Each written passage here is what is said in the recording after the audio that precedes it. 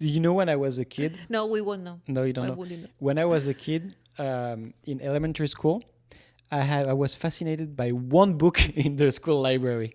So I had Principito. I had like a very small library. Yeah, it didn't grow since then.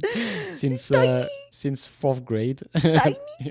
Like, okay, sorry for the interruption, but we need to mention this. For some reason, we were looking for Lenny Kravitz yesterday. Yeah. We were looking for Lenny Kravitz videos because I saw that in Tinder. Oh my God, in Twitter, he was a trendy topic because he looks very nice. Like he had a photo shot, like naked, almost naked, not naked, just with like shirtless. Okay, let's put into context.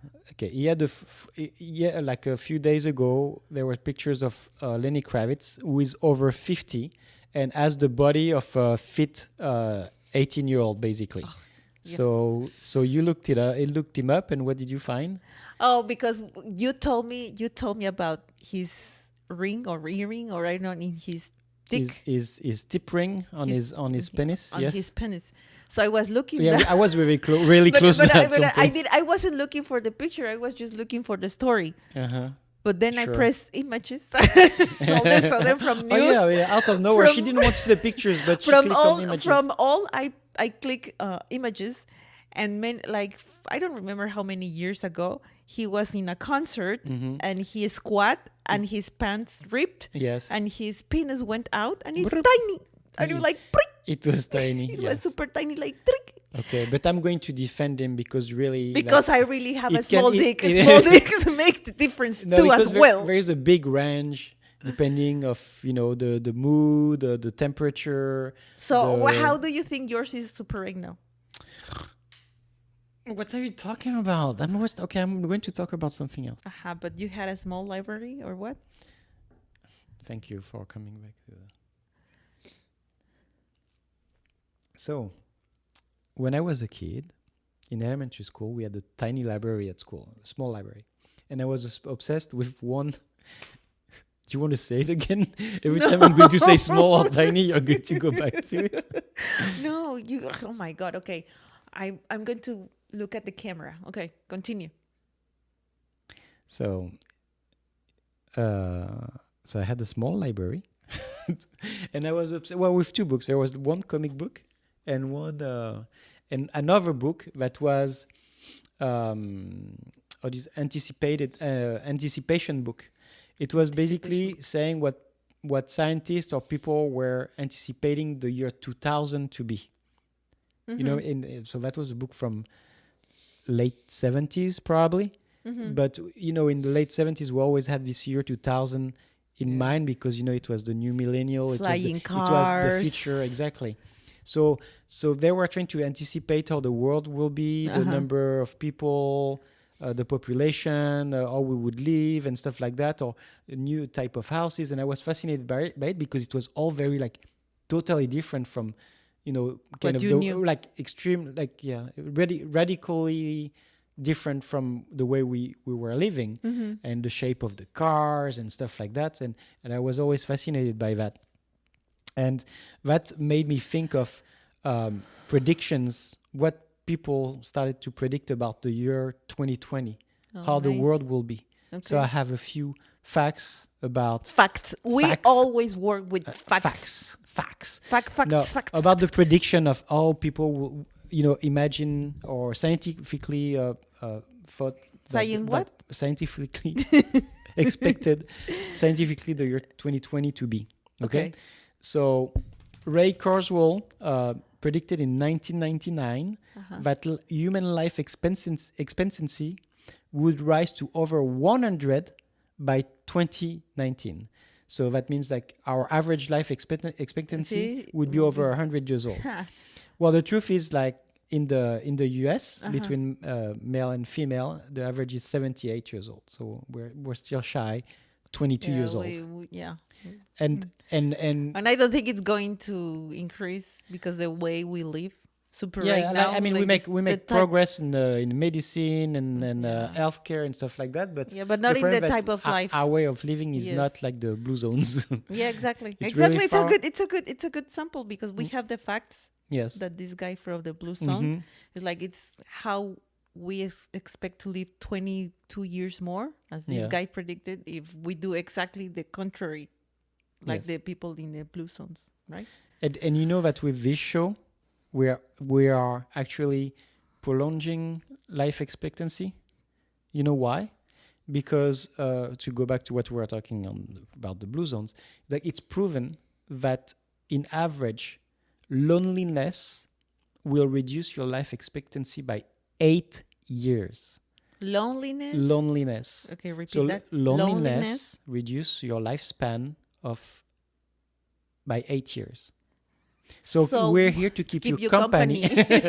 And subscribe. And so you live another 8 years. Yes, longer and without being depressed, because you can laugh about apparently tiny penises that my people God. like subscribe. Like and comment. And the huge clitoris. So See, a huge clitoris looks like a small dick anyway. That's why. Maybe we have the same size. We don't know. That's why. That's why we are friends. Yes. We have the same size. We have the same size. Okay, so subscribe. comment, like, and go through our social media and share, because we suck at merchandising our marketing our stuff. Spread the word. But anyway, yeah, but I don't think with saying that small dick no, but big clitoris would help at all. Loneliness, seriously. But anyway, so 78-year-old, we're not 100 years old, so that's the fact. It's not where it was supposed to be. We suck. Okay. So somebody else, a physicist, Herman Kahn, and a futurist, Anthony J. Weiner, in 1968, they said that by 2020, Americans would work an average 26 hours a week. Because of technology and things like that. And the reality is that the average American works 35 hours a week, according to the Organization for Economic Cooperation. Because by then, how many hours they work? I don't know. They were having 37 hours a week. So we haven't the average at the time. So we haven't reduced. So we reduced by 2, but I think the average also take into consideration the part time, because I think like the full time they do more than 40 hours a week. Yeah. So it depends on all the calculations are on the same thing. Data, you do whatever you want with numbers. Plus one. But it's funny that they were hoping during that big technology progress time after industrialization and things like that things will get better for us, because basically that's what we were saying, the years 2000 the technology will be better.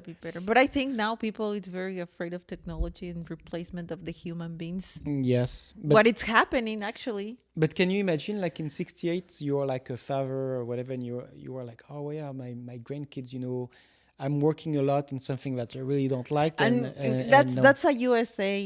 Yeah. So imagine, like, I know in Mexico for a fact that it's more than 40 hours. Like, yes, now they say on average. I'm pretty sure they take Americans because part-time into consideration as well. Yeah, it's the average between just work. But yes, and the when you look into that, is like, I'm going to talk about it after, because there is another fact that was saying, somebody that was anticipating. Maybe it's not here, but I read it. He was anticipating that animals would work for us, would replace humans, like for driving or for things like that. And when I read it, I was like, how is scientifically supported, like, that? Especially apes, like we would be able to train them to drive us around, because we cannot train our president.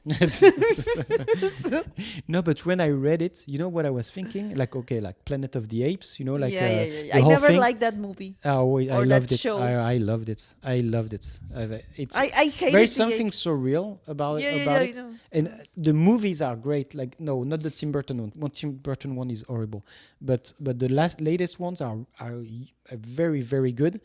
But so when I read that, I read exactly how it is in Planet of the Apes. Like, we enslaved the apes, and then they enslaved us.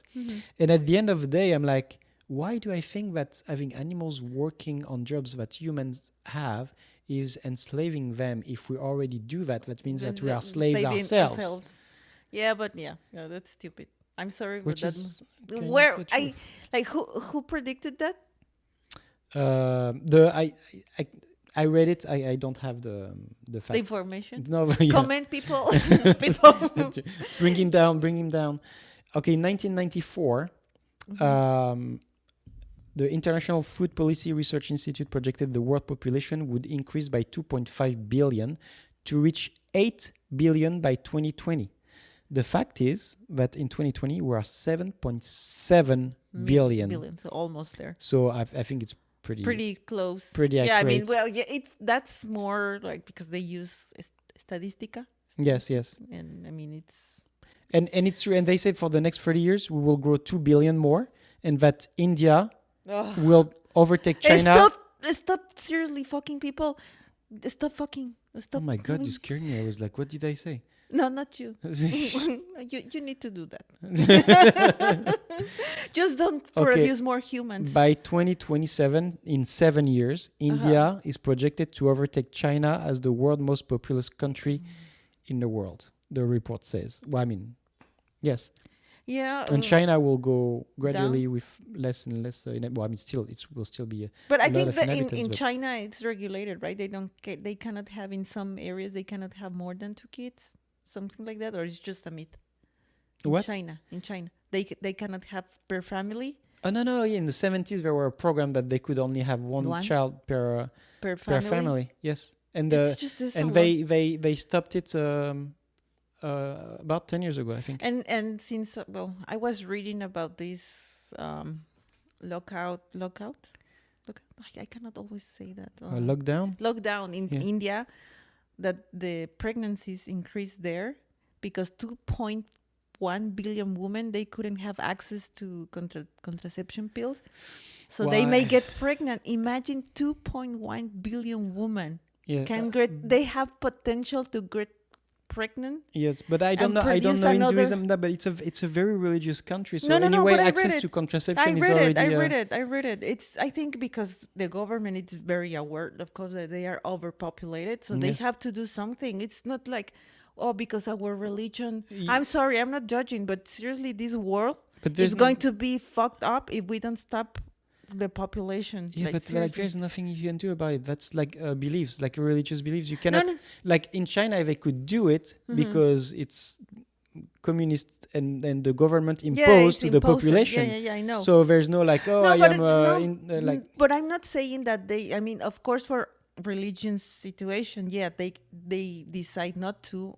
Or they decide to do so. They can only promote but they it. Have they access. Cannot force people. But they have access. Like the government, they provided access to abortion, and they provided access to these contraception pills. So that's what I was saying during the quarantine or the lockdown. The 2.1 or 2.2 billion women, they were exposed to get pregnant. Because they didn't have this type of help. Yeah, what I'm saying is that I'm not sure they were using it at first place anyway. They were. I read it. Okay. They were. So it's just really very, very scary. Like we are overpopulating this world. I mean, there's we're not overpopulated here in the US. No, but like in Canada or in Australia, they're actually like, okay, people bring but in other places, like I mean, they compensate whatever it's not like the overpopulation in Canada and these places they like compensate in India, in China. Well, I mean, it directly impacts the way they're living, so I think there will be like a conscious. Okay, sorry, I'm sorry. At some point, I'm sorry, I'm just really scared about the overpopulation because seriously. Well, you don't plan to live in India, No, it's not that because no, of course not. But it's just like if you don't have the means. Just don't bring more people to this world. They suffer. It's so easy to do when you have like really strong beliefs and well anyway it's easy to say like for us, but when you're in an environment where you're oppressed with all these principles, this type of values, and like you think that if you go another way, you are going to be like banned or or how do you say that? Like the Judge. not even judge. Like you can be can have physical consequences. You can be rejected from the family, which is the worst thing. You're on your own. Like there, you have like life-changing events just because of this type of decision. So it's easy for us to say, but I would not want to walk in their shoes again. Like it's the birth lottery. Depends where you're born and in which family you're born. Principles and etc. But anyway, so the animals thing, it was in 1994. That was not too long ago. The RAND Corporation. 1994. Oh my God. The RAND Corporation, a global think tank that's contributed to the space program and the development of the internet, said that they expected us to have animal employees by the year 2020. Okay. Fortunately, that did not happen. I will keep the joke. Yes. Okay. Like prostitutes? No. I wasn't even thinking about that. Well, that was the theme of the day. Okay. Okay, so this is the big one. I think that's the one we were all dreaming of. Nobody will work and everybody will be rich. Oh, yeah, well. So in 1966, the Time magazine reported that the 20th century would be a pretty awesome economic era for just about everybody. Clearly. In an essay called The Futurists, they predicted that machines will be producing much more than everyone in the US will, in effect, be independently wealthy. Without even lifting a finger, the average non-working family could expect to earn an average salary of between $30,000 and $40,000, which at the time would be equivalent to our $300,000 right now. Oh. Doing nothing. Well, we wish, kind right? of. We wish, right? I mean, we barely sometimes we just move a finger or type because that's what we do now. Like type a lot, no? But I mean, it's the same. Okay, what do you want to say? Yeah, because they were saying that we would barely move a finger. No, that's an expression. Without lifting a finger, I know we it's will an make a lot of expression. money. Yeah, I know. That's how it works, like Amazon. You know what would be interesting, though? Okay, but James, that it would be interesting to know, because like this is based on the fact that the opportunities are kind of equal. That we have equal opportunities, not dependent about birth, location, race, family ties, etc., etc. So if we put that on the context, on the equal context, like equal opportunities for all, I would be very. Maybe you should look it up. Maybe you can tell us. Comment. What would be in the US? What would be the average yearly salary for every American if the wealth was spread? Like everybody is equal to Jeff Bezos. So it's a good example. Like what really? Like it would be interesting to see that it's actually $300,000 a year per person per American. Per American, yes. Because the prime right now is like, well, we know that the middle class is getting poorer and poorer. That the rich people, the wealthy, the gap, it's getting like it's beginning to be a huge gap, and everybody's trying to sell us stuff, and we are like super competitive, and we want the latest podcast, thing, merch, we want the subscribers, we want the latest thing, the latest cool thing.